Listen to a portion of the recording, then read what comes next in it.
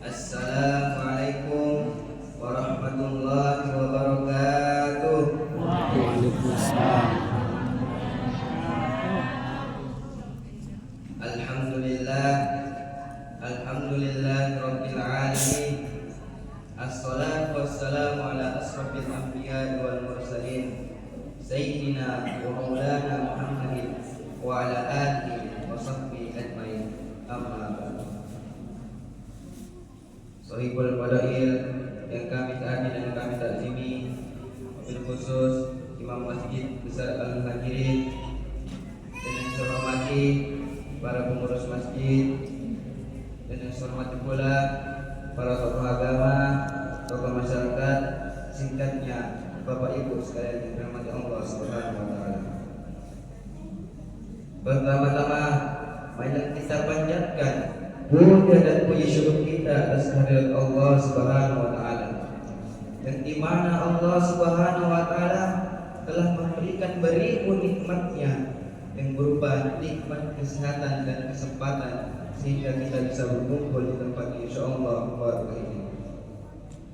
Kedua kalinya salawat beserta salam tak lupa kita curahkan kepada baginda kita, yakni Nabi Muhammad sallallahu alaihi wasallam, yang dimana beliau telah membawa kita dari zaman jahiliyah menuju zaman Islamiyah, yakni agama Islam. Baiklah, pada kesempatan kali ini saya akan membawakan ceramah atau pidato singkat saya yang berjudul Hakikat Ikhlas dalam Beribadah. Hadirin yang dirahmati Allah Subhanahu wa taala. Bapak Ibu yang ada di sini pasti tentu mendambakan yang namanya bahagia dunia dan akhirat. Maka perlu kita ketahui, untuk menempuh jalan menuju bahagia dunia akhirat tidaklah ditempuh dengan bersantai-santai, bersenang-senang, dengan hura-hura dan berbagai hal yang melanggar dari syariat Islam. Akan tetapi ditempuh dengan jalan ibadah yang sesuai yang ditentukan oleh Allah Subhanahu wa taala. Maka dari itu Bapak Ibu sekalian, marilah kita berusaha dengan optimal untuk melaksanakan segala syariat Islam dan menjauhi segala hal yang menyimpang dari syariat Islam. Hadirin yang dirahmati Allah Subhanahu wa taala. Kita semua pasti telah sadar dan mengetahui bahwasanya Allah Subhanahu wa taala menciptakan manusia hanyalah semata-mata untuk beribadah kepadanya dengan cara yang benar dan ikhlas. Namun sayang, ada sebagian hamba Allah yang di dalam hidupnya menyimpang dari syariat Islam. Mereka merasa enggan beribadah kepada Allah. Bahkan kadang sebagian hamba Allah yang beribadah kepada Allah. Akan tetapi mereka salah alamat, mereka salah tujuan, mereka mencari tujuan yang keliru. Di samping mereka mencari ridha Allah, mereka juga mencari ridha manusia. Ingin disanjung, ingin dipuji, dan dia juga ingin menjadi orang yang popularitas. Bila hal semacam ini ada di dalam diri Bapak Ibu sekalian, maka secepatnya untuk sadar dan mengetahui bahwanya seseorang beribadah itu hanyalah semata-mata harus murni dan ditujukan untuk mengharap ridha Allah Subhanahu wa taala. Ketahuilah Bapak Ibu sekalian, ibadah yang hanya diterima oleh Allah adalah yaitu untuk mengharap ridhonya dan didasari dengan rasa yang ikhlas. Hadirin yang sama-sama dimuliakan Allah Subhanahu wa taala. Melaksanakan ibadah yang didasari dengan rasa yang ikhlas, maka hakikatnya adalah mengerjakan segala sesuatu kebaikan yang tidak ingin dilihat, yang tidak ingin diketahui, apalagi dipamerkan kepada orang lain. Maka dari itu Bapak Ibu sekalian,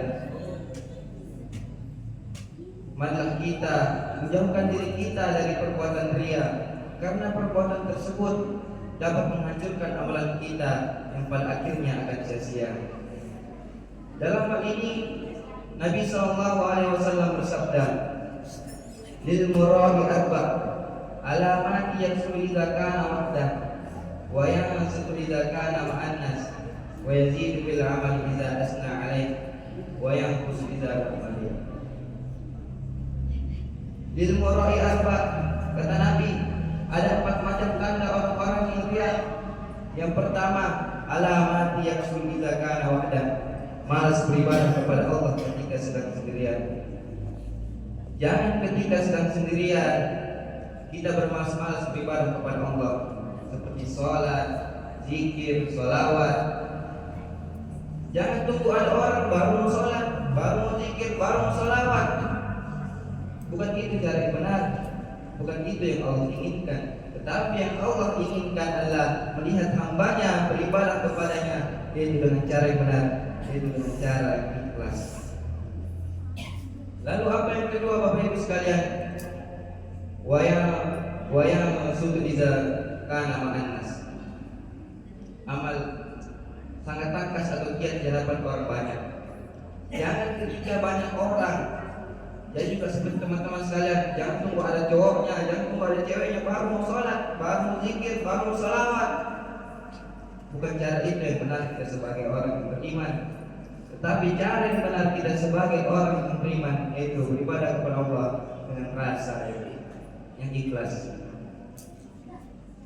Lalu apa yang ketiga? Wa yazidu bil amali idza asna alaihi. Amal ibadahnya meningkat ketika dipuji. Jangan ketika dipuji, jangan ketika disanjung amal ibadah kita meningkat. Akan tetapi ketika kita tidak disanjung, ketika kita tidak dipuji pun amal ibadah kita tetap harus meningkat. Jangan juga gara-gara dipuji tambah-tambahin gerakan sholatnya. Allah yang ruh jadi kaya, tambah-tambahin zikirnya, tambah angkat-angkat tasbihnya, tambah putar-putar. Gara-gara dipuji. Bukan itu cara yang benar kita sebagai orang yang beriman. Lalu apa yang terakhir, Bapak Ibu? Wayang khusus di zaman. Amal ibadahnya menurun ketika dicela. Jangan ketika dicela, jangan ketika dikata-katai amal ibadah kita menurun.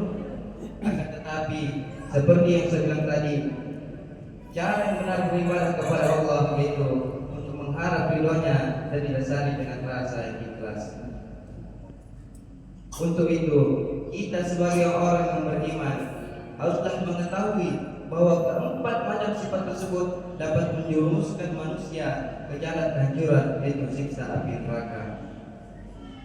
Bila di dalam hati kita ada dihinggapi penyakit riya, maka secepatnya untuk diobati, jangan sampai berlarut-larut di dalam diri kita.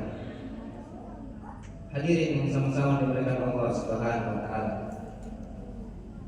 Adapun yang kita kerjakan selama ini baik-baik, akan tetapi ada penyakit riya di dalam hati kita, maka hasilnya tetap nol besar atau sia-sia. Maka dari itu Bapak Ibu sekalian, kita sebagai orang beriman, mari kita merenung, tetap koreksi diri kita masing-masing. Apakah selama ini di dalam hati kita ada penyakit riya? Bila ada, maka secepatnya untuk dihapus agar segala amal kebaikan yang kita kerjakan pada bulan Ramadan ini mendapat pahala dari Allah Subhanahu wa taala. Hadirin sama-sama dimuliakan Allah Subhanahu wa taala.